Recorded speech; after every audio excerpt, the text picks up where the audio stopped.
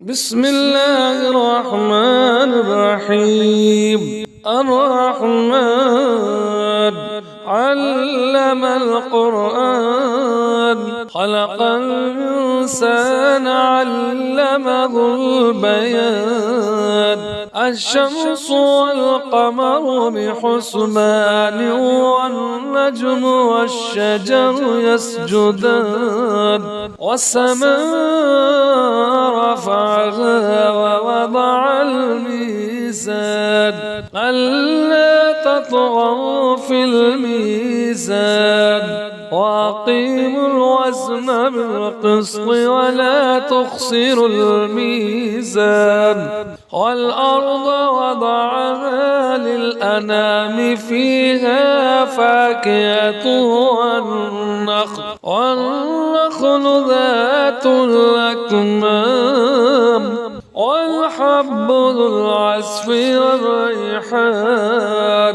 فبأي آلاء ربكما تكذبان؟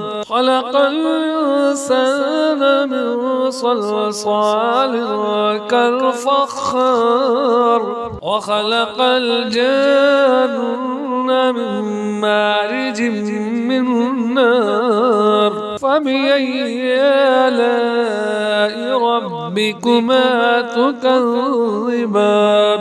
رب المشرقين ورب المغربين. فبأي آلاء ربكما تكذبان؟ مرج البحرين يلتقيان، بينهما برزخ لا يبغيان. فبأي آلاء ربكما تكذبان؟ يخرج منهما اللؤلؤ والمرجان.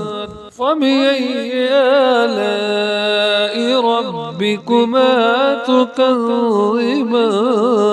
وله الجوار المنشآت في البحر كالأعلام. فبأي آلاء ربكما تكذبان؟ كل من عليها فان، ويبقى وجه ربك ذو الجلال والإكرام. فبأي آلاء ربكما تكذبان؟ يسأله من في السماوات والأرض، كل يوم هو في شأن. فبأي آلاء ربكما تكذبان؟ سنفرغ لكم أيها الثقلان. فبأي آلاء ربكما تكذبان؟ يا معشر الجن والإنس إن استطعتم أن تنفذوا من أقطار السماوات والأرض فانفذوا، لا تنفذون إلا بسلطان. فبأي آلاء ربكما تكذبان؟ يرسل عليكما شواظ من نار ونحاس فلا تنتصران. فبأي آلاء ربكما تكذبان؟ فإذا انشقت السماء فكانت وردة كالدهان. فبأي آلاء ربكما تكذبان؟ فيومئذ لا يسأل عن ذنبه إنس ولا جان. فبأي آلاء ربكما تكذبان؟ يعرف المجرمون بسيماهم، فيؤخذ بالنواسي والأقدام. فبأي آلاء ربكما تكذبان؟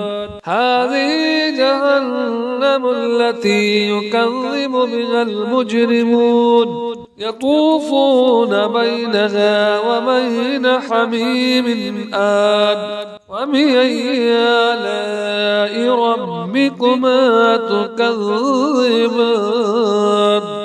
ولمن خاف مقام ربه جنتان فبأي آلاء ربكما تكذبان ذواتا أفنان فبأي آلاء ربكما تكذبان فيهما عينان تجريان فبأي آلاء ربكما تكذبان فيهما من كل فاكهة زوجان فبأي آلاء ربكما تكذبان متكئين على فروش بطائنها من استبرق وجنى الجنتين دان فبأي آلاء ربكما تكذبان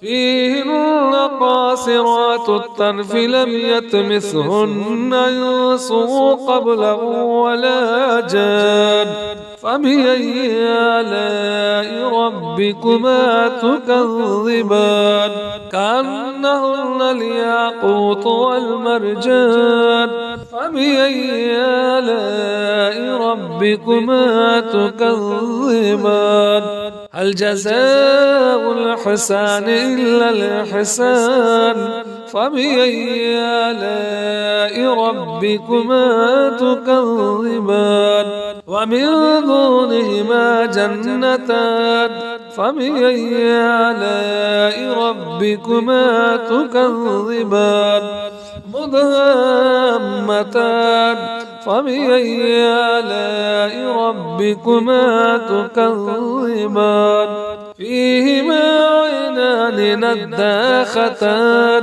فبأي آلاء ربكما تكذبان فيهما فاكهة ونخل ورمان فبأي آلاء ربكما تكذبان فيهن خيرات حسان فبأي آلاء ربكما تكذبان حور مقصورات في الخيام فبأي آلاء ربكما تكذبان لم يطمثهن إنس قبلهم ولا جان فبأي آلاء ربكما تكذبان متكئين على رفرف خضر وعبقري